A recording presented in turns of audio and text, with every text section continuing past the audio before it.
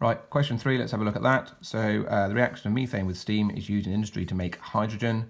Here's your equation for the process, lovely. They're telling us that the forward reaction is endothermic, so if that way is endo, that way it must be exo.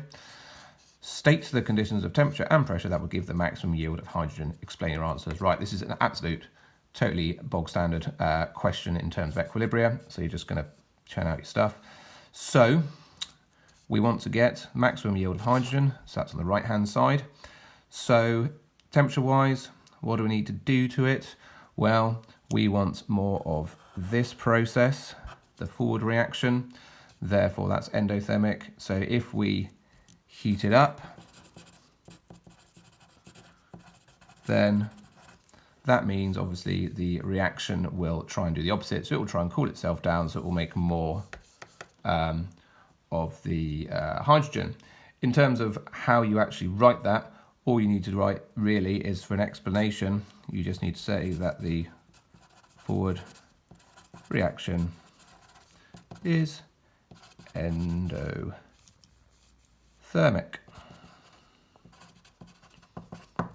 Right, okay, so that's the first bit.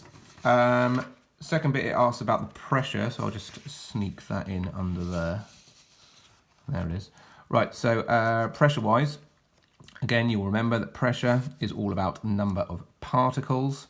All right, so if we have a look here, we have got 1, 2. Remember, it's the big numbers in front you're looking at. So there are 2 on the left. We have 1, 2, 3, 4. We have 4 on the right. So in this particular case, there are more particles on the right. So when you increase the pressure, it goes to the side with the least particles. That's this side. So therefore, if you decrease the pressure, it goes to the side with the most particles, that side. Therefore, we want a low pressure. And why do we want that? We want that because there are more particles on the right hand side. Right, next part. Let's snug that up there. Okay, so it says, which of the following metals is most likely to be a catalyst for this process? Right, so this is now a synoptic question. This is from your work on C2, periodic table, which you did, I don't know, way back in year 9. So you will remember that you looked at group 1, group 7, and the transition metals, and you should be aware that one of those parts of the periodic table are useful for catalysts. So the part that is useful for catalysts are the transition metals. So then it becomes a case of which of these is a transition metal. Obviously you don't need to guess this because you get a periodic table in your exam. So if you know that, it shouldn't be too bad. That's your answer. However, that gets you no marks. Why? Well, because you have to give a reason. It is a transition metal. So that's the bit of knowledge that you are supposed to have there. And then this last part of this one, or is it the last part? Don't know. Well, the next part of this one, right, is one of these bond energy calculations. Now, this one is probably about as straightforward as you get. What I mean by that is they've drawn out everything. There's no 2s or 3s or anything there. And also all you're doing is calculating the energy transfer, right, for this particular reaction. So the way you do this, I hope you remember, is you add up all of the bonds that you've got to break.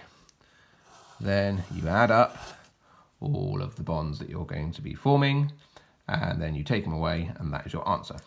So remember, it's break, take, make. If you like, always write down the total for the bonds broken because you're going to get a mark for that. All right, so the bonds broken are one of these, C triple bonds, so it's 1077 plus 2 times, it's 2 there, 1, 2, 2 times 464. And if you dump that into a calculator, hopefully you'll get a number that looks a little bit like this. 2005 kilojoules. Bonds formed, what have we got? We've got 805, that's this one here, and there are 2 of those. So it's 805 times 2. plus, got one of these, one hydrogen bond, 4, 3, 6. Stick all that in. What do you get? Hopefully 2046. So what have we got to do here? Break, take, make. So it's this one. Let's give it that a minute. 2005. Take away 2046. And that will hopefully give you minus 41 kilojoules. And I've just realised you can't actually see the bottom of that. So let's just move that up a little bit. Right, so this side, 2005, this side, 2046, minus 41 kilojoules is your energy change. Okay, there's probably a next bit to this question, isn't there? Is it on the back? Yes, it is. Right, let's give it that one. So what we've got to do is state whether it's exo or endothermic and explain why that is. Okay, quick reminder about this. Here's my exothermic graph, hopefully you recognise that. Here's my endothermic graph. Okay, so if you look, you will notice that on the exo, the energy change is negative, and on the endo,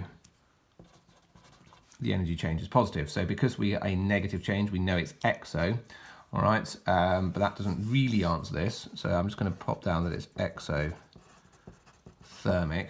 So explain my reference to your calculation, right, so we need some numbers. So what do we calculate? We calculated that the energy required to break the bonds, that's this amount here, 2005, that's very small, but you can probably see it, was 2005, whereas the energy released forming new bonds was larger than that, 2046, and that is the reason, of course, why this was a negative value. So therefore, reference your calculation, it's because the energy required to break the bonds is less than the energy released, that says released, honest, released forming new bonds. And that's going to get you a mark.